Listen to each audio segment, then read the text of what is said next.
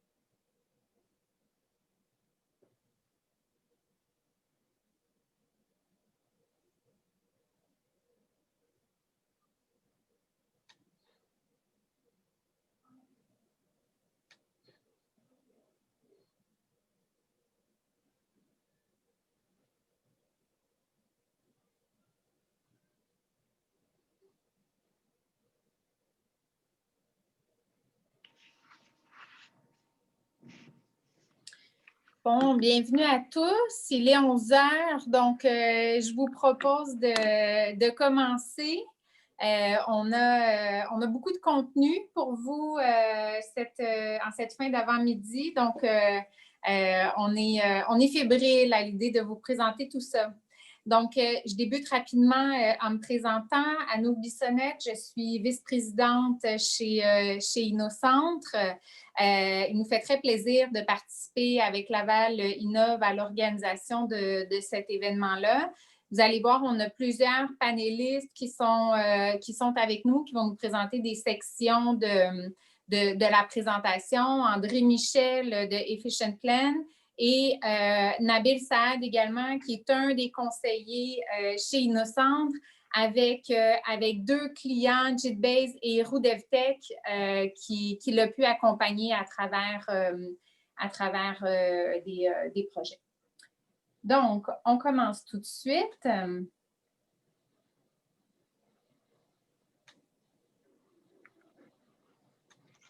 Excusez-moi.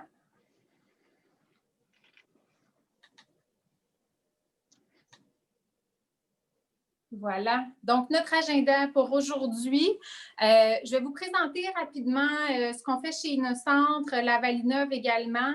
On va faire ça donc en toute simplicité et surtout en vitesse. Une bonne partie de notre conférence aujourd'hui va être vraiment sur l'industrie 4.0, ce que c'est. On sait que vous en avez sûrement déjà entendu parler, donc on va s'assurer de mettre la table, mais surtout de vous donner des nouveaux éléments. Et on va passer du temps pour vous donner des témoignages de certains de nos clients, donc des exemples de succès, comment est-ce que ça se passe et surtout comment mettre les choses en action. Vous allez voir, vous avez la petite section Q&A dans le haut de votre écran. Si jamais vous voulez interagir, n'hésitez pas à utiliser cette section-là pour poser des questions. On s'est réservé également un dernier 15 minutes à la fin de la présentation pour ceux qui pourront reporter leur lunch là, de quelques minutes pour vraiment avoir une discussion là, plus ouverte. Donc, vous pourrez interagir avec nous à ce moment-là également. D'entrée de jeu, on vous propose quelques petites questions pour mieux vous connaître. Donc, vous voyez là à l'écran un petit sondage. Donc, de quelle région vous provenez, si vous voulez indiquer et répondre. De quelle industrie vous êtes issu, votre niveau de connaissance de l'industrie 4.0 et finalement, est-ce que vous possédez déjà un programme 4.0? Donc, je vous invite à répondre. On va compiler les réponses en direct.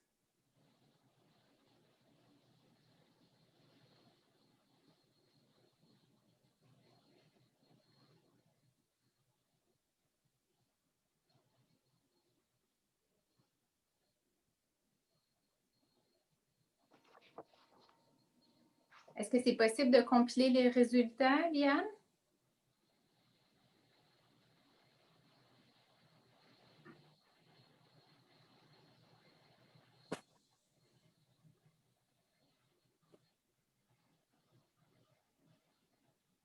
Donc, On les vous gens laisse sont quelques encore en train de minutes. voter. Oui, c'est ça. On vous laisse quelques instants pour finir de voter. Puis il y a encore des gens qui arrivent, mais on va atteindre les 50 participants. Je dois dire que du côté de la Valinov, c'est un record. C'est une jeune organisation, on s'entend, là, mais c'est fantastique d'avoir autant de participation. Merci à tout le monde. On va continuer, si vous voulez, juste le temps que les résultats soient compilés, puis on va revenir sur tout ça.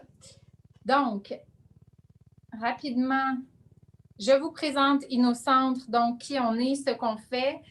On existe depuis 30 ans. On fait vraiment du service conseil adapté à la réalité des entreprises. On couvre l'ensemble du Québec avec donc plus de 450 projets par année. Ce qu'on fait, donc on mise sur l'expérience pour implanter la performance. Qu'est-ce que ça veut dire, ça? Bien, ça passe beaucoup par nos conseillers, donc Nabil, André en sont des exemples. C'est vraiment des profils d'entrepreneurs, d'exécutifs, finalement, avec des profils d'entrepreneurs également, des gens de terrain, donc qui accompagnent les entreprises dans un mode d'intervention qui est très terrain, très concret, qui nous permet d'amener des résultats là, très rapidement. Donc, on travaille au niveau du 4.0 pour accompagner les clients, mais également au niveau de façon plus globale de l'excellence opérationnelle, stratégie financière, ressources humaines. Bref, vous avez une liste ici. Bref, toutes les thématiques là, sur lesquelles nos PME pourraient avoir besoin de soutien. On est vraiment, donc, comme je le disais, une équipe très concrète, très terrain. Notre but, c'est de soutenir nos entrepreneurs dans leur croissance avec des conseillers qui, finalement, deviennent un petit peu l'extension de l'équipe de direction pendant le projet. Je vais passer tout de suite la parole à François Bilodeau qui va pouvoir nous parler un petit peu de la Valinov. Merci Anouk, merci pour la présentation. Bonjour tout le monde, je le disais tout à l'heure, 50 participants, je suis extrêmement impressionné et heureux. C'est un record pour nous. Merci pour votre temps aujourd'hui. On sait que tout le monde est bombardé de webinaires, mais je crois que ça touche une corde sensible qu'on parle de l'industrie 4.0 aujourd'hui, donc je le reçois comme ça. Ça valait la peine qu'on fasse ça. Merci à Innocente donc de cette superbe collaboration. Aux panélistes, vous allez vous présenter tout à l'heure. Je ne prendrai pas de temps pour le faire. Mais je vais avoir un dernier coup de chapeau à Nathalie qui a super bien organisé ça avec les gens d'Innocentre. Merci Nathalie, super travail, extrêmement content du déroulement de l'activité. Donc, qui est la Valinov? Je vais essayer de le faire en 2 minutes, honnêtement, mais si je l'oublie, je le dis tout de suite. N'hésitez pas à nous contacter. Peut-être que vous ne nous connaissiez pas avant parce qu'on est une jeune organisation. Mais sinon, maintenant, vous nous connaissez. Contactez-nous. Vous avez nos coordonnées, sinon via le site web. On pourra vous en parler plus en détail et vous accompagner en tant qu'entrepreneur et entreprise dans vos projets d'innovation. Donc, on est une organisation, un OBNL, peut-être l'autre slide d'avant, s'il vous plaît, un OBNL fortement financé par le gouvernement du Québec. Le but du gouvernement, c'était d'avoir des organisations comme la Valinov dans chacune des régions. Le processus est en train d'être mis en place. L'objectif de ces organisations-là, soutenir les entreprises et les partenaires dans leurs projets d'innovation. Donc, on a du financement du gouvernement du Québec et dans notre cas aussi de Ville de Laval par son service de développement économique. Prochaine slide, Anouk, s'il te plaît.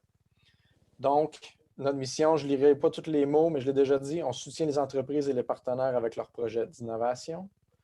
On facilite le développement et l'intégration de nouvelles technologies. Moi, j'aurais pu ajouter ici de nouvelles procédures d'affaires, de nouvelles approches. Donc, vous entendez Industrie 4.0.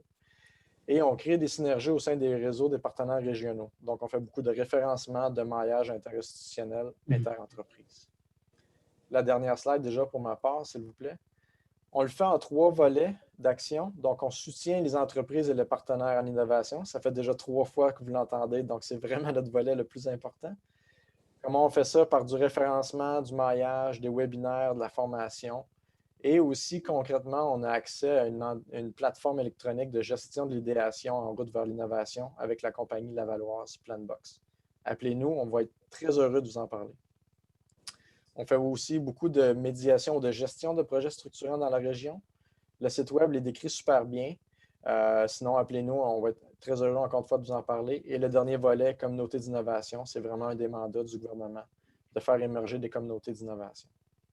Sur ce, merci encore une fois à tout le monde, aux panélistes. Bon webinaire et au plaisir de vous parler bientôt. Merci, François. Donc, sautons tout de suite dans le vif du sujet avec un survol du 4.0. André, je te donne la parole. Merci beaucoup, Anouk. Merci à tout le monde d'être présent. En effet, là, 52 participants, je suis vraiment content. André Michel, je suis le président d'une firme qui s'appelle Efficient Plant. Ça fait déjà notre 10e année qu'on est en business. Quand on a fondé la compagnie, j'ai eu le plaisir de partir mon premier projet pour aller passer 3 ans en Irlande. Et c'était au début des années 2010, 2012, 2013. C'est là que j'ai entendu parler du 4.0. Donc, quand je suis revenu au Québec en 2014, c'était mon dada, c'était ce qui m'intéressait le plus là, dans le domaine de l'automatisation. Ça fait 36 ans que j'en fais de l'automatisation, mais je pense que l'approche 4.0, c'est quelque chose de supérieur et c'est quelque chose qui va vous permettre d'atteindre vos objectifs d'affaires. Au suivant. Donc, je ne sais pas si on a les résultats, mais j'assume que les gens sont probablement au début de leur... pour être sûr, je ne sais pas si je suis capable de... Ah, OK, oui. Possédez-vous déjà un programme? On parle de 34% non. Mais on commence à en parler à l'interne, OK. Et l'autre, c'est est-ce que je suis un spécialiste, un novice? On a 34% qui sont novices et intermédiaires. Donc, je pense que ça vaut la peine de prendre un petit moment là, pour mettre tout le monde à niveau en termes de c'est quoi le 4.0. Bon, le terme 4.0, probablement, il y en a beaucoup d'entre vous qui le savent. Là, ça vient du fait qu'il y a eu 4 grandes révolutions industrielles. À la fin des années 1700, mais en 1780, c'était le début de la mécanisation dans les industries qui s'est transformé vers la fin des années 1800 en utilisant l'électricité comme force motrice. Et c'est aussi à cette époque-là qu'on a vu le développement de la production de masse avec des gens comme Henry Ford et autres. En 1970, ça a été le début de l'automatisation. Moi, j'ai suivi pas très loin. J'ai fini au début des années 80, là, mais c'était en 70 qu'on a commencé à utiliser là, les systèmes d'ordinateurs pour faire du contrôle de procédés. Et donc, ce qui nous amène à la révolution 4.0, qui est vraiment l'utilisation non seulement de l'automatisation, mais des technologies numériques afin d'optimiser nos objectifs d'échange de communication entre les systèmes et les gens. Suivant. Fait qu'une définition rapide. Évidemment, le 4.0, c'est le premier point, c'est tout ce qui tourne autour de l'utilisation de technologies. Mais les technologies par elles-mêmes, ça va vous amener so far, qu'ils disent en anglais. Ce qui va vous permettre de vraiment améliorer votre entreprise, c'est l'imbrication de ces technologies-là dans votre entreprise et afin de créer une chaîne de valeur qui va être globale puis qui va être interopérable. Fait que, comme je disais, faire une technologie, ça vous donne un petit peu de retour sur l'investissement. C'est l'imbrication de toutes ces technologies-là qui vont vous permettre de vraiment vous améliorer. Fait que donc, pourquoi le 4.0 est venu sur le sujet? Il y a 4 grandes causes. La première, en haut à gauche, c'est la chute des coûts. Les ordinateurs, les senseurs, le coût de ces appareils-là ont réduit de façon drastique. Ils sont de plus en plus disponibles et permettent d'échanger l'information entre les différents systèmes. En utilisant de plus le troisième point de contexte, ces systèmes-là peuvent être connectés entre eux et avec le nuage. Ce qui va nous permettre d'accroître notre capacité d'analyse des données puis d'utiliser les ordinateurs pour qu'ils puissent apprendre de nos processus internes. Il y a plusieurs grands principes autour du 4.0. En voici 6. Le premier principe, c'est la modularité. Quand on fait du 4.0, il faut prendre une approche où les différents systèmes sont modulaires, sont interopérables, c'est-à-dire qu'ils sont connectés entre eux. L'information devient à ce moment-là transparente et disponible pour tous, ce qui permet de décentraliser la prise de décision. Et c'est ce qui va accélérer vos processus d'affaires. On essaie de laisser prendre les gens qui ont les mains dedans, qu'on dirait en québécois, prendre des décisions qui sont importantes pour l'entreprise sans avoir une structure qui est sur-hiérarchique et qui prend un temps fou avant de prendre des décisions. Ce qu'on voit ici, c'est le modèle Hacatech que j'adore, qui nous montre qu'est-ce que ça va faire le 4.0. Donc, on voit à gauche, il se produit un événement. L'événement, ça peut être un problème, mais ça peut être aussi juste un événement comme une commande. Une fois que l'événement s'est produit, on va avoir un certain délai, qui est le délai pour se rendre compte que l'événement s'est produit. Une fois qu'on s'est rendu compte que l'événement s'est produit, on doit l'analyser pour être capable de prendre une décision. Qu'est-ce qu'on va faire à propos de cet événement-là? Et mettre en place des contre-mesures qui vont permettre de résoudre la situation ou de tenir compte de cet événement-là. Qu'est-ce que 4.0 va nous amener pour ça? Bien, dans le premier secteur, dans la zone A, le 4.0 peut nous aider il nous amène la capacité de travailler en temps réel. Deuxièmement, il nous amène la capacité d'intégrer nos systèmes pour être capable d'échanger l'information. Donc, on va percevoir l'événement d'une façon beaucoup plus rapide. Dans la zone B, où ce qu'on fait l'analyse, deux choses principales où le 4.0 va nous supporter. Il va nous permettre de faire de l'analyse du big data, c'est-à-dire toutes les informations qu'on a capturées dans l'item A. Et il va être capable de nous aider comme un support à la décision. Qu'est-ce qu'on va faire à propos de cet événement-là? Une fois qu'on a pris notre décision, bien là, il faut être capable de la mettre en jeu.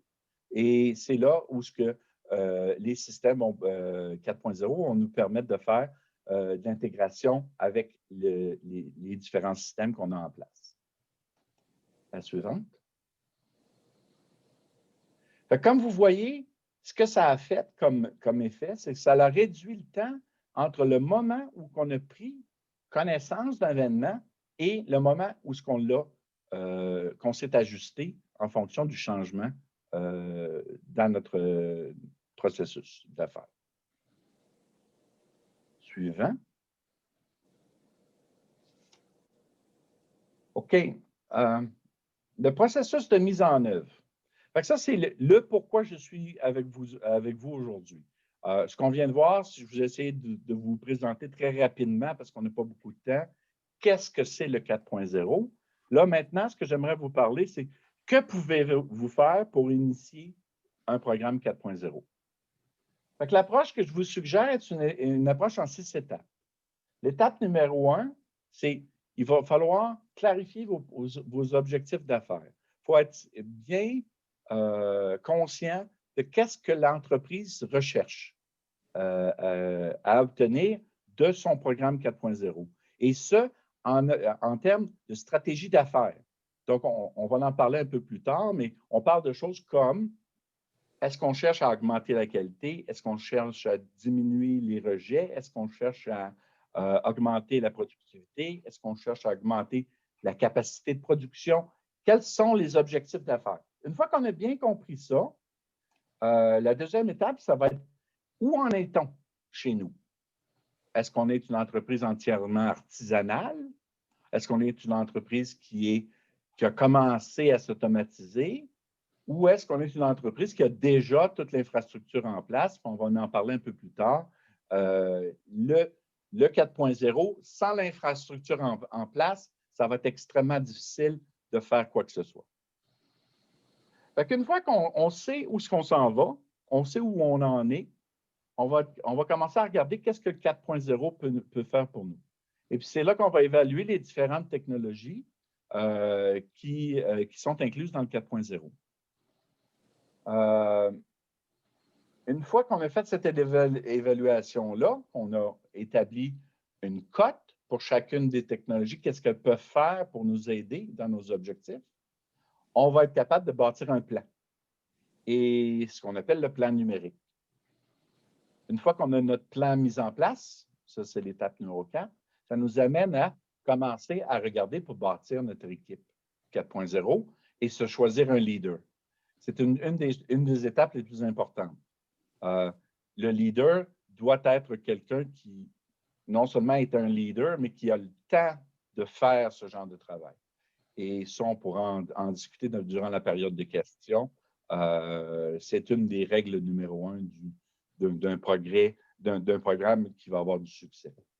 Et seulement à ce moment-là, on arrive à l'étape 6 où on peut commencer à penser à commencer notre programme 4.0. Fait que donc, ce n'est pas une question de technologie, c'est une question d'affaires.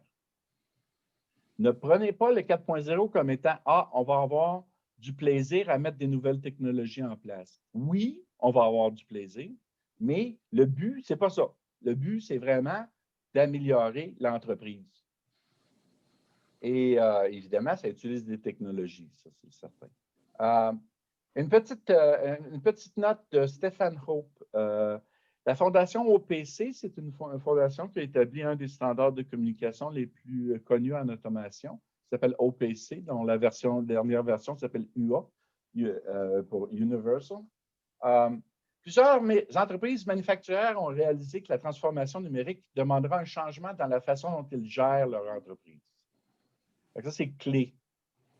Les experts vous diront que la transformation numérique, c'est à propos d'améliorer l'efficacité de votre entreprise manufacturière, mais c'est vraiment à propos de créer de nouveaux modèles d'affaires, tout en continuant à faire de l'argent avec nos vieux modèles. Bon, là, c'est la partie que moi j'adore. On va commencer à parler de technologie, puis en tant qu'ingénieur, évidemment, c'est ce que moi qui me fait le plus plaisir. Ce que vous voyez ici, un de mes collègues l'appelle la pizza des technologies. C'est le modèle de McKinsey. McKinsey, c'est une grosse firme de consultants en management. Et ils ont fait une étude en 2018 sur plusieurs clients et ils ont produit le graphique suivant. Donc, au centre, on voit les zones d'impact. C'est-à-dire, est-ce que la technologie nous a permis d'améliorer les choses autour des ressources et des procédés, l'utilisation de nos équipements, au niveau de la main-d'œuvre, les inventaires, la qualité, etc. À l'extérieur, on voit les types de technologies qui ont été utilisées dans le programme 4.0. Par exemple, si je regarde la section utilisation des équipements, les technologies sont flexibilité du cheminement des produits, flexibilité des machines, le contrôle à distance, la maintenance prédictive et la réalité augmentée. Ce qui est le plus intéressant de la pizza de technologie, c'est vraiment ce qui est à l'extérieur. Leur calcul sont que ça a permis l'implémentation d'un programme 4.0, des choses de l'ordre d'une réduction du temps total de machine, d'arrêt machine, de 30 à 50 %. Évidemment, ça, c'est le genre de chiffres qui sont les plus intéressants au début d'un programme parce que c'est souvent la direction va vous demander de justifier les investissements. Et donc, c'est des références qui peuvent être extrêmement utiles. Évidemment, il va falloir que vous ayez vos calculs d'arrêt de temps machine sous la main, mais je suis certain que la plupart d'entre vous font ce genre de choses-là à tous les jours. Je ne passerai pas au détail de toutes les autres, mais j'imagine qu'on va avoir accès à la présentation par la suite. Ça va nous faire plaisir que vous l'utilisiez. Bon, à chaque quelques mois, je remets ma liste de technologies 4.0 à jour. Vous allez reconnaître certaines qu'on a vues dans la slide précédente. D'autres sont des choses que j'ai additionnées au fur et à mesure. Et cette liste-là, c'est un peu la liste que j'utilise quand on est à l'étape numéro 3, où c'est qu'on veut voir qu'est-ce que les technologies peuvent faire pour nous aider à atteindre nos objectifs d'affaires. Pour chacune d'entre elles, on fait une évaluation. Je vais vous l'expliquer dans la prochaine slide. Donc, on parle ici de choses comme... Pourrais-tu revenir? Oui, merci. Par exemple, les systèmes MES. C'est les systèmes d'exécution de gestion manufacturière. L'automatisation de la base de connaissances, l'Internet des objets, etc., etc. La suivante. Toutes ces technologies-là, on peut les regrouper en 3 types. Mais avant d'aller là, j'aimerais mettre en lumière ce qu'on retrouve au bas de l'écran. L'héritage technologique 3.0. C'est votre point de départ. Vous devez faire un inventaire de ce que vous avez déjà en place. Pour certains d'entre vous, ce sera très peu, et à ce moment-là, la mise en place de l'infrastructure numérique 4.0 sera un effort un peu plus développé que pour ceux où l'héritage technologique a déjà mis en place des processus qui sont numérisés et des systèmes de communication qui sont déjà en place, c'est-à-dire toute la réseautique entre les équipements. Bon, on a notre 3.0, on va bâtir une infrastructure numérique 4.0. Ça représente ici surtout tout le côté mise en place de la réseautique entre les différents systèmes et les systèmes de support qui tournent autour du 4.0. Les systèmes de support, ça inclut des choses comme la cybersécurité, l'entreposage des données, tout ce genre de choses-là qui n'a pas nécessairement un retour sur l'investissement immédiat. Mais c'est un effort qu'il faut faire pour être capable de partir son programme. Pour le reste des technologies, on peut... Excuse-moi, tu peux te survenir? Pour le reste des technologies, elles peuvent être classifiées en 2 types. À gauche, les technologies de gestion et à droite, les technologies de production. Les technologies de production, ben, on parle de choses comme, par exemple, les robots collaboratifs, ce genre de technologie-là.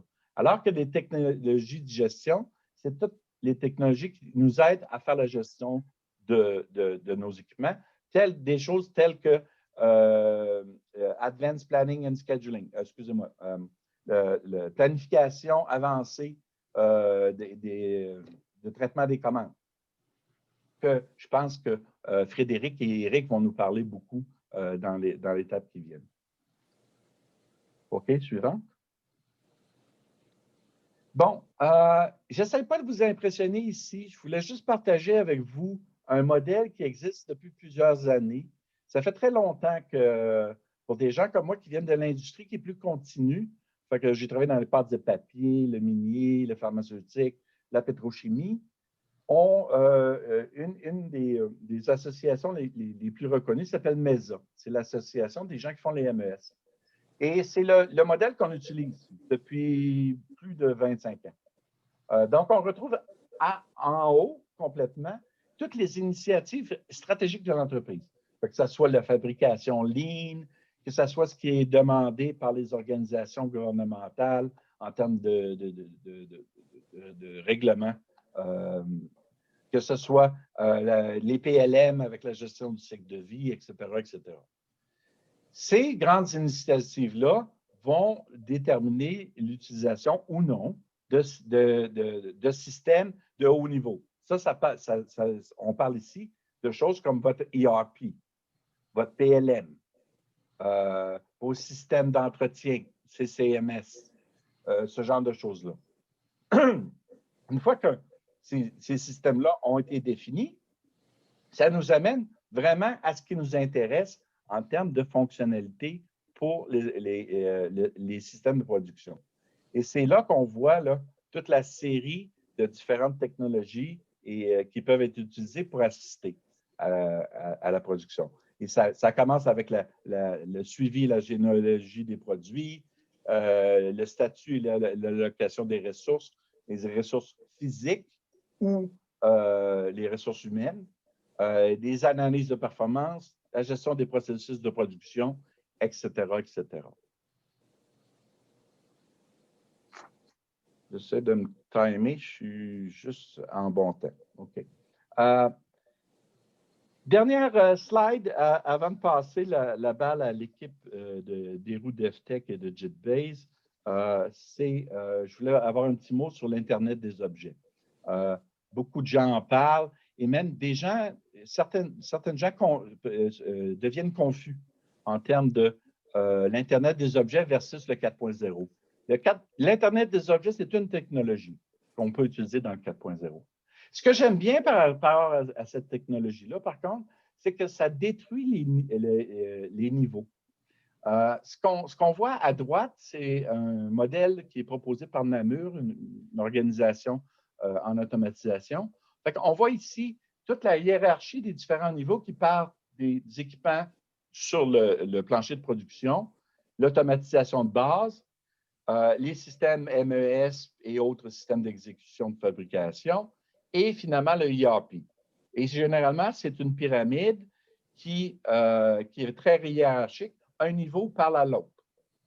Ce que l'Internet des objets nous amène, c'est un highway, une autoroute d'information qui est parallèle à ça, qui permet aux équipements de bas niveau de parler directement avec les équipements de plus haut niveau et le tout supporté très souvent en utilisant le cloud.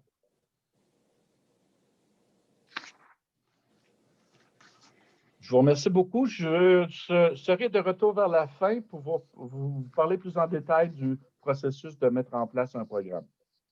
Super, merci beaucoup, André. Donc, on comprend maintenant effectivement ce qu'est l'industrie 4.0 et qu'au-delà de technologie, c'est surtout un objectif d'affaires qui va être matérialisé par une technologie ou une autre. Donc, un exemple concret de comment est-ce que tout ça peut s'articuler dans une entreprise va nous être présenté maintenant par Nabil, Éric et Frédéric. Donc, la parole est à vous. Merci Anouk. Bonjour tout le monde. Et je suis Nabil. Si tu veux revenir au slide précédent, s'il te plaît, Anouk. Alors, je suis conseiller d'affaires principal avec InnoCentre. Je suis responsable de la fabrication avancée manufacturière et du secteur aérospatial. Donc, j'ai eu l'occasion de travailler avec plusieurs petites et moyennes entreprises au sein de notre programme d'InnoCentre Accélération d'affaires pour la mise en œuvre de la technologie 4.0, entre autres, ça veut dire l'accompagnement global des PME au niveau stratégique et opérationnel, voire des centaines de mandats que j'ai eu le privilège de gérer avec le contexte d'accélération d'affaires chez InnoCentre, afin d'améliorer l'efficacité et aider nos entrepreneurs à optimiser leurs machines, toujours en ayant l'humain au centre. Avec quelques exemples vécus, j'ai le plaisir de aussi présenter nos clients, Éric Giguère, qui est le directeur général des roues DevTech Laval, avec son expérience manufacturière. Merci Éric pour être avec nous aujourd'hui. Et Eric, dans la présentation qu'on va faire, va partager 2 cas de mise en œuvre, une précédemment à Héroux-Deftech et la dernière qu'on a commencé ensemble récemment au sein d'Héroux-Deftech, et aussi le PDG de JITbase, qui sont les fournisseurs de la technologie OPS, et aussi l'inventeur de cette technologie. Il va nous accompagner dans cette présentation. Alors, si on passe à le slide prochain, l'industrie en général est impactée avec un indicateur très important qui est l'indicateur de trafic aérien. Pourquoi? Le trafic aérien est nous, comme consommateurs, et contrôle pas seulement l'industrie aérospatiale, mais aussi l'industrie des lignes aériennes, des aéroports, de l'hôtellerie, de la restauration, du tourisme et ainsi de suite. Comme vous le voyez, en 2019, on a été à un certain niveau de trafic selon l'Organisation internationale de trafic aérien, le IATA. Et en 2020, suite à la pandémie, on a perdu 2/3 de ce trafic-là. Ça veut dire que l'industrie, il a pris tout un coup. Cependant, on prévoit une relance dans cette industrie, donc dans plusieurs industries, à travers les années 21, 22, 23 et 24. On prévoit d'ici à l'année 2023 qu'on va retourner au même niveau de trafic aérien de l'avant-pandémie. Alors, notre contexte, c'est comment aider, accompagner les PME afin de se positionner à préparer la sortie graduelle et être plus fort pendant la reprise. Et se positionner en améliorant leur façon de faire les affaires et aussi avec les enablers qu'on appelle la technologie 4.0. Alors, la prochaine, s'il vous plaît. Et les grandes tendances que la crise a renforcées, c'est comment on va regarder la consolidation, la diversification de notre offre de valeurs, mais surtout la transformation numérique qui est montrée en rouge. Ça, c'est une méga tendance très importante. Et aujourd'hui, avec nos clients, on va vous partager le FA, qui est la fabrication additive, et comment les mégadonnées sont gérées par l'intelligence artificielle, et comment le FCN, qui est la fabrication par contrôle numérique, traditionnellement, comment la technologie OPS a aidé à optimiser la machine et surtout les humains au centre de l'action avec les nouveaux modèles d'affaires. La prochaine, s'il vous plaît.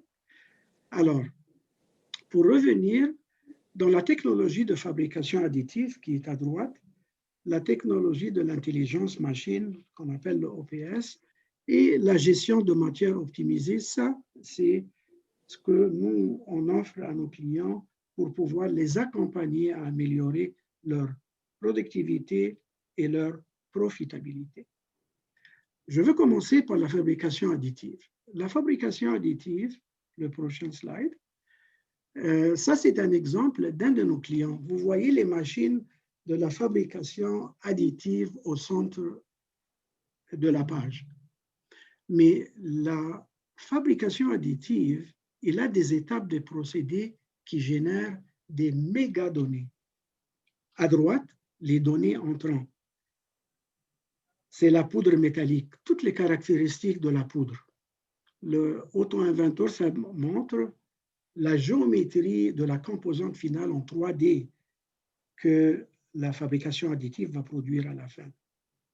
Comment se réagit pendant qu'on construit en 3D cette composante avec toutes les contraintes thermiques et finalement, c'est quoi la microstructure de cette poudre?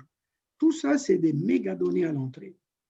À droite de la page, c'est les données de la sortie. La nouvelle composante, c'est quoi les microstructures? C'est quoi les propriétés mécaniques et physiques de la composante?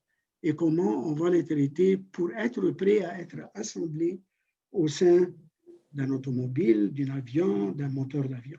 Alors, comment on gère ces mégadonnées? La suivante, s'il vous plaît. Alors, ces mégadonnées doivent être numérisées et contrôlées, et on a utilisé l'intelligence artificielle avec ce client en particulier. Donc, toutes les données à l'entrée et les données à la sortie, ils ont aidé à améliorer l'efficacité machine et améliorer définitivement la productivité et comment on utilise ces machines de fabrication additive.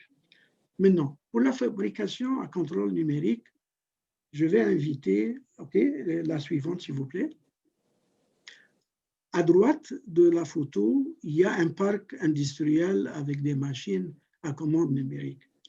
Et ce qu'on va voir à l'instant avec Frédéric, notre invité, c'est comment cette technologie de JIT-Base, on appelle le Optimal Path System, a aidé nos clients à améliorer le temps machine et surtout en ayant l'humain au centre, qu'on va avoir cette clarification de la part de toutes les mises en œuvre qu'on a faites avec Eric. Alors, je passe maintenant le micro à Frédéric et à Eric. Allez-y, Frédéric. Merci beaucoup, Nabil. Merci Donc, à toi. Frédéric Scherer de l'entreprise JIT-Base. Je vais vous raconter un petit peu comment est-ce qu'on en est arrivé là. On est parti avec du machine monitoring, donc aller chercher de la donnée des machines CNC à commande numérique. Et on a été évidemment capable de montrer que souvent le manufacturier se rend compte que sa machine roule peut-être 30% du temps. Donc c'est bien beau d'avoir cette donnée, mais qu'est-ce qu'on en fait? Comment est-ce qu'on s'améliore avec ça? Ici, on a de la difficulté. Donc c'est là qu'on a commencé à développer l'OPS, Optimal Path System. Et le but de l'OPS, c'est de donner un outil à l'opérateur qui va l'aider à être plus efficace. Donc il faut le voir vraiment comme un GPS pour l'opérateur qui va lui indiquer sur quelle machine il doit aller. Et donc le output qu'on a pu voir avec certains clients, puis aujourd'hui on est dans des entreprises comme Eru DevTech, donc de renommée mondiale, et puis où on est très fiers de pouvoir entrer dans des entreprises de la sorte. Donc le output, c'est d'augmenter le uptime des machines, donc le taux d'utilisation des machines d'environ 20%, et de réduire, ou plutôt aider l'opérateur à gérer le plus de machines possible à la fois. Donc ici, on voit un exemple d'un opérateur qui gère 4 machines à la fois. Et ce que va faire l'OPS, c'est de détecter les phases qu'on voit en verte, où la machine fonctionne de façon autonome sans opérateur, versus les phases qu'on voit en orange, où l'opérateur doit être présent sur la machine pour faire une opération manuelle, comme par exemple un changement outil, un contrôle qualité ou un setup. En jaune, ça va être des phases machine où le temps de cycle est court, donc l'opérateur n'a pas le temps d'aller faire autre chose, on va donc lui demander de rester sur la machine. Et l'OPS, qui va faire, avec des algorithmes d'intelligence artificielle et puis de recherche opérationnelle, va calculer le chemin optimal pour l'opérateur pour qu'il gère les 4 machines à la fois, tout en diminuant les temps d'arrêt. Eric, je vais essayer de te couper. Pourrais-tu parler un petit peu du plan de segmentation qui nous amène à être capable justement de pouvoir faire ces genres de schémas-là pour les opérateurs?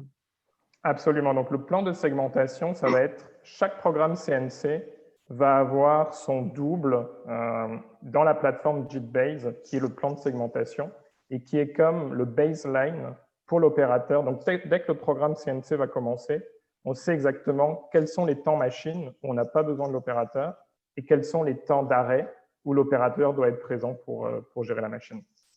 Et de plus en plus, on automatise la création de ces plans de segmentation avec de l'intelligence artificielle. Donc, la force de l'outil, on le voit ici. Évidemment, le but en bout de ligne, c'est de gagner un temps précieux. Si on demande à un opérateur de gérer 4 machines à la fois et de suivre sa propre intuition d'aller sur telle ou telle machine, on voit la différence avec un algorithme qui calcule le chemin optimal et puis toutes les 10 secondes, comme un GPS, s'il y a un arrêt dans la production, l'opérateur est en retard. Étant donné qu'on reçoit la donnée en temps réel, on recalcule constamment le chemin optimal pour gérer toutes les machines à la fois. Et donc, évidemment, on voit en bout de ligne que dans un shift, on va gagner un temps précieux.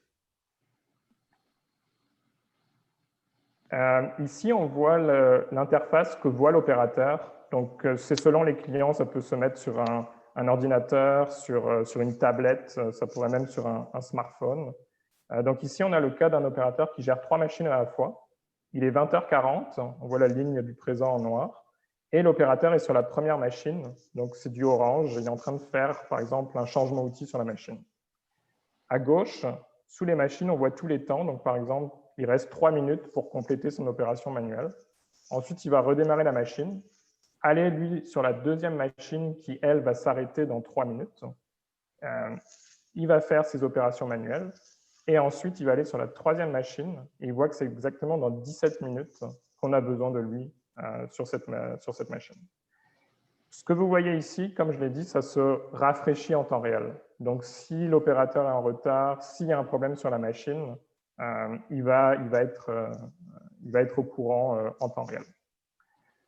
Ce qu'on fait aujourd'hui, l'OPS dans des environnements plus automatisés, donc par exemple des machines CNC qui sont feedées par des robots ou des bar feeders. Donc on est plus dans des contextes où un opérateur va peut-être gérer entre 5 et 10 machines, mais on a toujours besoin de lui pour faire des contrôles qualité, des changements outils, recharger les robots ou les bar feeders. Donc l'OPS fonctionne exactement de la même façon, mais ça va être des tâches parallèles à la machine pour guider l'opérateur de façon optimale dans la shop CNC. Merci Frédéric. Ça, c'est un autre exemple que tu veux montrer. Je crois que tu as travaillé ça avec Eric. Et Eric, exactement. Donc, avant de passer la parole à Eric, sur ce cas précis, on a été capable de démontrer une amélioration de 25% du temps machine, tout en réduisant par 2 le nombre d'opérateurs par machine. Donc, c'est une production où il y avait 1 opérateur par machine. On est passé à 1 opérateur pour 2 machines. Et ce qu'on voit à gauche, donc 51% de taux d'utilisation, c'est sans utiliser l'OPS. À droite, exactement la même production. En utilisant l'OPS, on a été capable de monter à 64% de taux d'utilisation. Excellent, c'est très bien.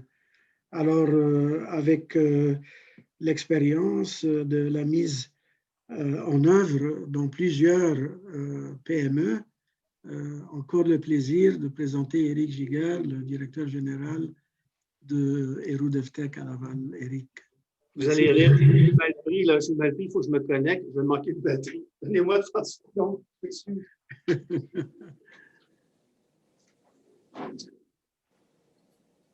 Bon, pendant que Eric répare sa batterie, je vais prendre, allez-y, pour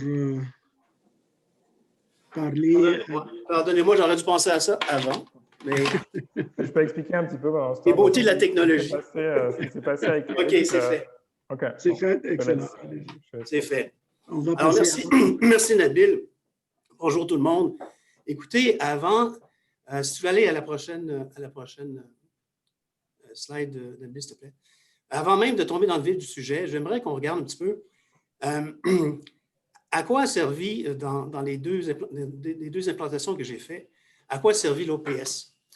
La première chose qu'il faut se poser, quand on veut augmenter, par exemple, nos revenus, nos expéditions, bien souvent, il faut augmenter notre capacité. Et on a 2 façons de le faire. Soit qu'on augmente le nombre d'opérateurs ou on augmente le nombre de machines.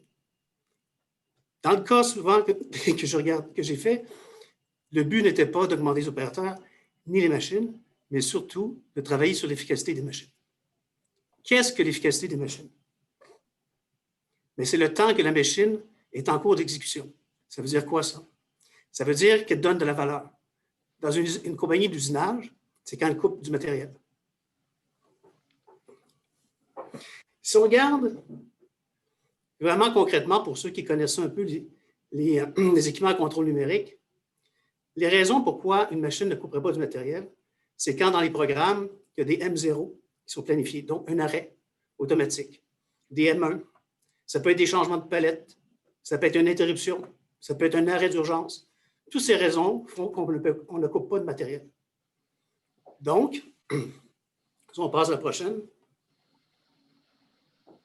Avant d'aller là, on a utilisé les services d'InnoCentre où j'étais dans une autre compagnie avant pour monter un plan stratégique. On a regardé tous les volets, la partie du marché, la compétition, l'excellence opérationnelle. Et c'est là qu'on a regardé aussi la partie 4.0. Donc, on a monté justement une vision sur le 4.0 et un plan de mise en œuvre. Un des premiers sujets qu'on voulait faire, c'était de connecter nos équipements. Pourquoi?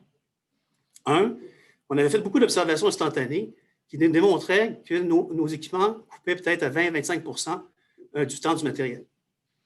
Le but était de se connecter sur les contrôleurs, justement avec JetBase, initialement, pour avoir en temps réel l'utilisation ou l'efficacité de la machine. Par la suite, on a utilisé l'OPS pour aider les opérateurs. Quand on a commencé, où j'étais avant, dans la première mise en œuvre, on est parti avec un projet pilote de 5 équipements. Au début, l'OPS, qui était l'Optimal Path System, était appelé Operator Positioning System, très orienté sur l'opérateur et non pas sur l'équipement, qui était le contrôle numérique. Donc, les employés, ils voyaient ça comme un système pour augmenter leur efficacité à eux. Et en fin de compte aussi, comme c'était basé beaucoup sur le technologique, ça devenait comme un Big Brother. On voulait regarder s'ils travaillaient sur les équipements, etc. Le but n'était pas ça. Le but était vraiment d'aider les opérateurs à augmenter, donc à planifier leur chemin sur des équipements pour augmenter la capacité des machines et l'efficacité des machines. À cause de tout ça, donc on est parti rapidement.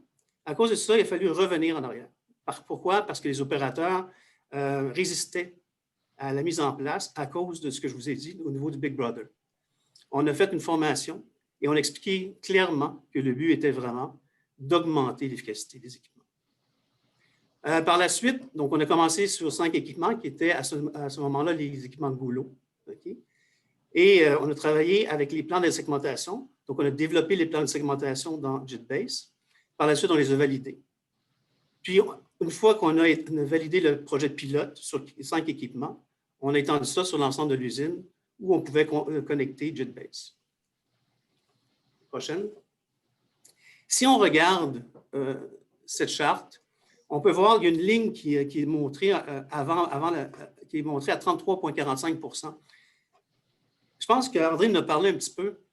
Quand on commence à regarder, à connecter nos équipements puis à voir en temps réel, essayer de voir l'utilisation de nos équipements, malgré ça, il y a eu un moment où les employés ont su qu'on était pour connecter. Donc, sans rien faire, sans rien changer, il y a eu une augmentation de productivité au niveau de l'employé, juste parce qu'à quelque part, ils voulaient aussi peut-être montrer que l'utilisation des équipements était plus élevée qu'on avait déjà observé. Une fois qu'on a mis ça en place, par la suite, on peut voir vraiment la croissance. Donc, on peut voir la courbe en pointillé qui montre au fur et à mesure, à travers les mois d'implantation, l'augmentation d'efficacité de l'équipement. Frédéric a parlé de 25 %. Dans notre cas, ça a été beaucoup plus que ça. Une chose qu'il faut comprendre, c'est que quand on met en place l'OPS, c'est un outil, mais en même temps, il nous permet, lorsqu'on développe les plans de segmentation, de regarder tous les actions dans la partie du programme qui sont inefficaces. Et on a travaillé à éliminer beaucoup de M0 qui faisaient que les équipements arrêtaient régulièrement. Par la suite aussi, on a regardé à planifier avec les opérateurs, par exemple, des bons de travail qui, les temps en pièces, et entre chacune des pièces, les temps étaient très courts et très longs. Donc, on peut comprendre qu'un opérateur qui doit gérer plusieurs machines où les temps de machinage sont très courts va être tout le temps en train de changer des pièces, donc les équipements arrêtés. Donc, on a pu travailler là-dessus avec les opérateurs. Prochaine. Maintenant, chez HeroDevTech. Chez HeroDevTech, on a pris un petit peu une approche différente. On a mis l'humain au centre. Okay? Et pourquoi on a fait ça? C'est parce que justement, avec l'expérience antécédente et un petit peu la résistance qu'on a eue, on voulait absolument avoir un succès dès le début. Donc, ce qu'on a fait, on a présenté notre vision sur JetBase. Et pourquoi JetBase tout de suite en partant? Parce qu'on a vu les succès dans le passé où j'étais. Alors, j'ai présenté à tous les administrateurs la vision de mettre en place JetBase. On a présenté aux superviseurs de production et les analystes méthodes, parce que c'est eux en général qui vont aider à faire les plans de segmentation. Donc, pour obtenir leur mobilisation sur la mise en place de ce projet-là. C'est ce qu'on a eu. Ensuite, on a rencontré les représentants syndicaux, avant même de rencontrer les employés, pour obtenir leur mobilisation et leur implication. On a mis l'accent beaucoup sur la façon d'utiliser le système pour améliorer le travail des employés, mais aussi l'utiliser comme élément de motivation. Donc, en fait de compte, ce qu'on a vu aussi dans le passé, quand on a refait la mise en œuvre la deuxième fois à l'autre compagnie où j'étais, on a vu que les employés avaient du plaisir à essayer d'augmenter par eux-mêmes et de travailler pour être capables d'augmenter l'efficacité des équipements. Alors, pour eux, ils sont à même le développement et la mise en œuvre. Donc, c'est très important, il y a un élément de motivation. Ils font partie d'une mise en œuvre d'un élément de 4.0. Donc, c'est un élément sur lequel on a parlé avec le syndicat pour passer le message. Ensuite, on a regardé à déterminer encore la portée du projet sur quel équipement on pourrait mettre l'OPS. Par la suite, on établit aussi un projet pilote, même chose que j'ai fait dans le passé, sur 3 équipements. Suite à tout ça, on a commencé à parler aux employés, donc les employés qui étaient pour être sur le projet pilote. Et il y a eu beaucoup de préoccupations, donc on a fallu répondre à leurs préoccupations, les mêmes qui sont venues dans la première mise en œuvre que j'ai faite. Donc, à savoir, est-ce que le système est là pour nous surveiller? Est-ce que ça va enlever des jobs dans l'usine, etc., etc. Et le but, en fait, compte, c'est vraiment, comme Nabil le dit, de se préparer à une croissance. Quand la COVID va terminer, bien, la chaîne d'approvisionnement va revenir. Donc, il faut être prêt pour être capable de répondre à ça. Donc, être capable de répondre avec ces outils-là pour augmenter notre efficacité, notre capacité.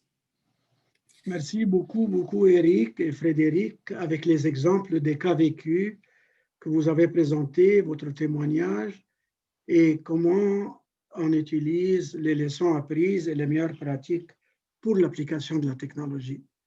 Voilà, je vous passe Anouk. Merci. Merci tout le monde. Oui, absolument. Je vous remercie pour votre témoignage. Effectivement, ça permet de mettre les concepts qu'on a vus en application avec beaucoup plus de clarté. Maintenant, comment démarrer demain? Quelques éléments ici de contexte par André. Je te laisse y aller. Merci, Anouk. Ce que je vais vous présenter, c'est en fait la slide au début où j'avais 6 étapes. Je veux juste prendre un petit moment là, pour élaborer un peu plus sur chacune des étapes. Fait que la première étape, et ça c'est confirmé par plusieurs méthodologies, incluant les audits du ministère, la première étape, c'est de clarifier vos objectifs d'affaires. Qu'est-ce que ça veut dire, ça, en termes c'est quoi clarifier les objectifs d'affaires? Bien, ça veut dire 4 niveaux. Fait que au premier niveau, on parle des orientations stratégiques de l'entreprise. Ça, c'est vraiment quelle est la vision de l'entreprise. Cette vision-là va se traduire en objectifs stratégiques, qu'eux sont plus détaillés et sont ce qu'on appelle SMART, c'est-à-dire qu'ils sont spécifiques, sont mesurables, sont ambitieux, sont réalistes, sont temporels. Donc, il y a un élément de temps dans chacun de ces objectifs-là. De la partie stratégique, ça va nous permettre de mettre en place nos orientations, nos objectifs opérationnels. Fait que ça, c'est vraiment beaucoup plus, et surtout pour ceux qui sont comme moi dans le milieu de la production, de mettre en place des objectifs mesurables que les technologies 4.0 vont supporter à obtenir. Prochaine slide. Si je peux me permettre rapidement, André, sur cette page-là, l'aspect des orientations stratégiques est vraiment clé, puis c'est là où ça peut être utile d'être accompagné parce que finalement, en tant qu'entreprise, la technologie 4.0 vous permet d'explorer des options que vous n'auriez pas pu explorer si ce n'était pas de la technologie. Et puis souvent, bien, on ne sait pas ce qu'on ne sait pas. Hein?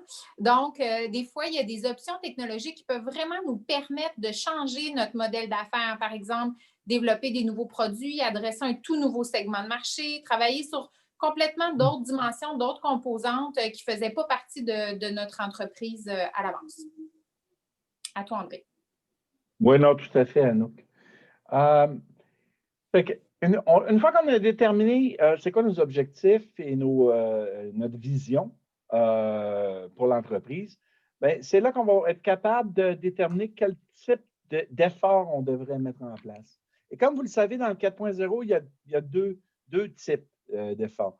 Fait que des opportunités qui sont autour de l'efficacité opérationnelle, alors qu'il y en a d'autres qui sont beaucoup plus autour de l'efficacité marketing et ce genre de choses-là. Évidemment, moi, je ne travaille que dans la première. Mais par contre, peut-être que votre programme 4.0 tournera en certains projets dans votre programme seront des choses qui sont beaucoup plus comme mettre en place un site web pour les ventes en direct, ce genre d'effort-là. Ça fait partie du 4.0 aussi, ce genre de projet-là.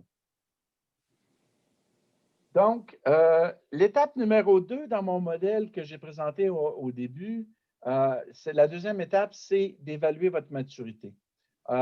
D'une façon très simplifiée, il y a 4 niveaux de maturité. En fait, il y en a 5, je devrais dire. Il y a le niveau 0, c'est que vous êtes encore au 3.0. Le premier niveau dans le 4.0, c'est le niveau de surveillance. C'est-à-dire qu'on va mettre en place des technologies qui vont vous permettre d'être capable de surveiller ce qui se passe sur le plancher de production. C'est tout à fait ce que Éric et Frédéric présentaient plus tôt en termes de première étape, de comprendre ce qui se passe sur le plancher de production. Une fois qu'on l'a compris, ou au moins qu'on accumule des informations, on peut commencer à l'analyser et à le contrôler, ce qui se passe. Ça, c'est le niveau 2. Une fois qu'on a commencé à contrôler ce qui se passe sur notre plancher de production, bien, ça nous permet de commencer à réfléchir à comment on va optimiser nos opérations. Et évidemment, l'exemple présenté est typique d'un projet 4.0 avec l'OPS. Et il y en a plusieurs autres types d'optimisation qui pourraient être faites en fonction de vos objectifs stratégiques. Et le niveau 4, ben, c'est ce qu'il appelle, il y avait une slide qui le mentionnait précédemment, là, Lights Out Production, là, où vraiment le système non seulement surveille, contrôle, optimise et rétroagit afin d'être capable de maintenir l'optimisation tout de par lui-même. Mon étape numéro 3 dans mon processus présenté, c'est la sélection des technologies. Comme vous avez vu précédemment, il y en a plusieurs. J'en avais 45, je pense, dans ma dernière slide. Pour chacune d'entre elles, il va falloir les évaluer et voir qu'est-ce qu'elles peuvent faire pour nous. Le processus que je recommande personnellement est le suivant. C'est qu'on fait un graphique. On évalue chacune des technologies en fonction de 3 paramètres. Le premier, c'est le coût relatif de la technologie. C'est ce qu'on voit dans l'axe des X. Et quand je dis relatif, on ne cherche pas la précision. On cherche juste à avoir un ordre de grandeur. Et est-ce que c'est une technologie qui n'est pas très dispendieuse pour notre application? Parce qu'évidemment, ça dépend toujours de où vous en êtes dans votre cycle. Si vous êtes au début, une technologie de base va être probablement très dispendieuse puisque vous n'avez pas d'infrastructure. Mais si vous avez déjà l'infrastructure, la technologie peut être très abordable. Le deuxième paramètre qu'on va mesurer, c'est la complexité. Il est certain que certaines technologies, par exemple l'intelligence artificielle, c'est des choses relativement complexes. Peut-être pas avec ça que vous voulez commencer. Là. On va peut-être commencer avec des choses qui sont plus simples. Et le troisième paramètre qu'on va mesurer, c'est le bénéfice pour l'entreprise. Dans mon exemple, c'est représenté par la grosseur, le diamètre de la bulle. Donc, évidemment, le but de faire ça, c'est de pouvoir bâtir notre programme et établir dans quel ordre on va faire les choses. Évidemment, vu que c'est des technologies, certaines technologies doivent être appliquées avant d'autres. Il y a des contraintes à ce niveau-là. Mais évidemment, ce qu'on cherche à faire dans une première phase, c'est des choses qui ne sont pas trop chères, pas trop complexes, qui nous amènent beaucoup de bénéfices. Et c'est comme ça qu'on va gagner le support de la direction. Et on va garder en dernière phase les choses qui sont relativement complexes, qui sont relativement coûteuses et dont les bénéfices ne sont peut-être pas toujours aussi avantageux. Merci. Merci. Donc, finalement, vous avez vu ces différentes étapes. On comprend que ce soit que vous en soyez au tout début de votre processus ou plus loin, où vous avez peut-être besoin d'aller un petit peu plus loin au niveau de certains éléments techniques, il y a des services qui sont disponibles. Donc, nous, chez nos centres, on travaille donc avec tout un bassin d'experts chevronnés. Vous avez vu André, vous avez vu Nabil. Donc, ce qu'on fait, c'est vraiment du soutien aux PME à un coût qui est très avantageux puisqu'on est financé par les différents paliers de gouvernement. Donc, on peut travailler ensemble. Il y a un bloc de 200 heures de conseils pour vous épauler au coût de 30 $ de l'heure. Donc, si jamais c'est quelque chose qui vous intéresse, n'hésitez pas à me faire signe, à me contacter directement. Vous avez mes coordonnées ici. Puis, de toute façon, la présentation sera disponible. Un extrait de la présentation pourra vous être partagé. Il nous reste peut-être une petite dizaine de minutes s'il y a des gens qui aimeraient poser des questions, avoir des précisions sur certains points. Je vois une question ici de Bernard. En fait, on a une précision de Bernard qui nous dit que Aéro Montréal donc, a travaillé en soutien au Aéro DevTech avec le programme MAC. Donc, effectivement, Aéro Montréal est aussi un partenaire qui peut vous aider si vous êtes de ce secteur-là. Est-ce qu'il y a des questions? Si oui, je vous invite à les poser dans le chat. Effectivement, Anouk, il y a une question de Steve, si tu veux regarder ça. Ah oui, donc, quelle a été votre plus grande erreur à éviter lors d'un projet de transformation numérique et quels conseils donneriez-vous pour éviter de faire cette erreur? Je commencerai puis je vous laisserai réagir, Nabil, André, les gens de JITbase, Eric également. Je pense que la plus grande erreur qu'on peut faire, c'est de se lancer dans la technologie avant d'avoir défini ses objectifs d'affaires. Donc, par exemple, de se lancer en disant « j'ai besoin d'un ERP » sans avoir réfléchi au pourquoi. Donc là, je donne l'exemple d'un ERP, mais ça peut être vrai pour n'importe quoi, là. Se poser la question de base sur l'objectif d'affaires qu'on veut accomplir et après, choisir la technologie en fonction. Parce qu'il y a différentes options qui peuvent être possibles, différentes façons de l'étaler dans le temps également, différents coûts impliqués. Donc, une fois que cet objectif d'affaires-là est très clair, là, je pense que ça peut aider de faire beaucoup d'erreurs. Est-ce qu'il y a d'autres panélistes qui voudraient compléter sur cette question? Moi, je crois que c'était le commentaire très, très important qu'Éric et Frédéric ont porté. Ce n'est pas vraiment améliorer l'efficacité de l'opérateur, mais optimiser l'utilisation machine pour faire plus avec moins de machines. Et c'est là où l'humain est au centre. Ça, c'est une chose que nous, on préconise. Et avec Éric et Frédéric, on a mis l'accent là-dessus. Et ça, c'est une leçon très importante qu'on a appris. Éric? Oui, si je pouvais rester là-dessus, justement, quand j'ai mentionné qu'on avait fait un plan stratégique. Donc, Anouk, tu as raison. Ce qui est important à un moment donné, c'est d'établir qu'est-ce qu'on veut faire, c'est quoi nos besoins. Regardez aussi, André en a parlé plusieurs fois, faire un genre de portrait de nos technologies qu'on a actuellement, comment ceux-ci se parlent, comment on veut qu'ils se parlent dans le futur, etc., comment on veut collecter le data. Souvent, on part à mettre en place des technologies très rapidement, sans mettre l'humain en place, ou avoir structuré comment on voulait l'approcher, comment on voulait faire. Je peux parler de d'autres mises en œuvre avec Power BI pour justement tout ce qui est les indicateurs clés. Donc, c'est un outil fantastique, mais une erreur apprise ou une leçon apprise, en fin de compte, c'est qu'on est parti rapidement à faire des rapports pour donner de la visibilité à ce qui se passait, sans mettre une structure, comment les rapports étaient pour être développés et utilisés.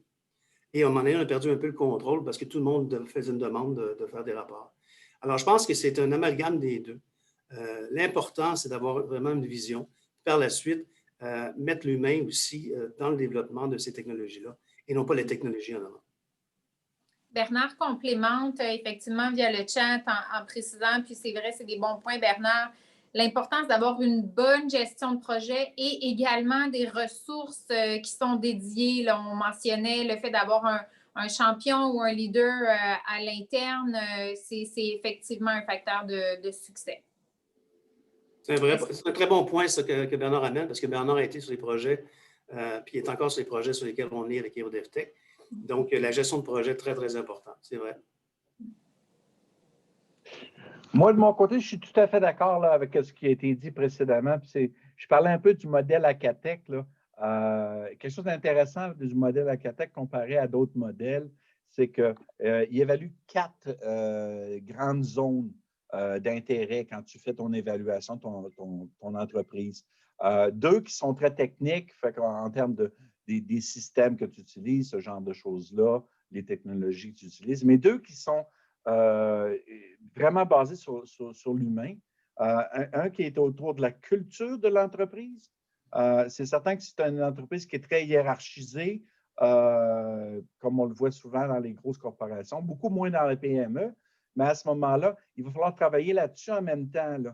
Juste mettre des systèmes qui permettent d'échanger toute l'information. Si les gens ne sont pas donnés l'opportunité de prendre des décisions avec cette information-là, ben, ça n'aura pas donné grand-chose. Puis là, on va se retrouver ce qu'on appelle le purgatoire des projets 4.0. C'est-à-dire que tu as tout installé ta technologie, puis là, ben, tu as de la misère à justifier d'aller plus loin parce que tu n'as pas obtenu les résultats que tu espérais, et ça uniquement pour des considérations qui sont plus autour des ressources humaines ou de la culture de l'entreprise. Merci. Je rebondis sur ça d'ailleurs, un point qui peut être pertinent. C'est sûr, c'est bien d'avoir une grande vision, mais c'est important aussi d'y aller étape par étape. Donc, on parlait tantôt de projet pilote, sélectionner une cellule où on veut démontrer que la technologie fonctionne de façon rapide, donc aller chercher un succès rapide pour pouvoir mobiliser ensuite toutes les ressources et puis éprouver la crédibilité du projet pour ensuite aller plus loin. Donc, je vois y aller étape par étape, c'est assez important. Merci, Frédéric. Une question ici à savoir, est-ce qu'on pourrait faire en parallèle un projet 4.0 et de Lean Six Sigma? André, peut-être je te passerai la parole là-dessus. Je sais que c'est un point dont on a déjà discuté. Donc, est-ce que c'est 2 projets qui se font en parallèle? Est-ce qu'on fait un, l'autre après? Comment est-ce que tu vois les choses? Moi, j'intégrerais. Je pense que la méthodologie Lean, Six Sigma, cherche les mêmes objectifs qu'on cherche à obtenir avec le 4.0. Donc, l'équipe 4.0 va supporter l'effort qui probablement va être drivé par l'équipe Lean. C'est comme ça que je le ferais, moi. Oui, je suis assez d'accord. D'un point de vue, en plus, capacité organisationnelle puis clarté par rapport aux employés, là, des fois, c'est dangereux d'avoir toute une série de projets en parallèle. Là, ça donne l'impression qu'il y a beaucoup de choses qui se passent. Effectivement, si les objectifs sont compatibles, ça me semble faire du sens de les intégrer. Est-ce qu'il y a quelqu'un d'autre qui voudrait réagir à ce point-là? Bernard dit il existe de la littérature sur le Lean 4.0. Bon, ben voilà, un peu de lecture de chevet, donc. Écoutez, s'il n'y a pas d'autres questions, ça fait le tour là, des éléments qu'on voulait couvrir avec vous. Je vous remercie infiniment pour votre présence. Je remercie également nos panélistes et nos clients pour leur générosité, leur partage. Comme mentionné à plusieurs reprises, n'hésitez pas à nous contacter. On est là pour vous. C'est des ressources qui existent pour les PME pour vous aider à aller plus loin. On va s'assurer de revenir là, vers vous pour faire un partage de la documentation. Merci à tous. Merci. Au revoir. Merci tout le monde. Bonne fin de journée.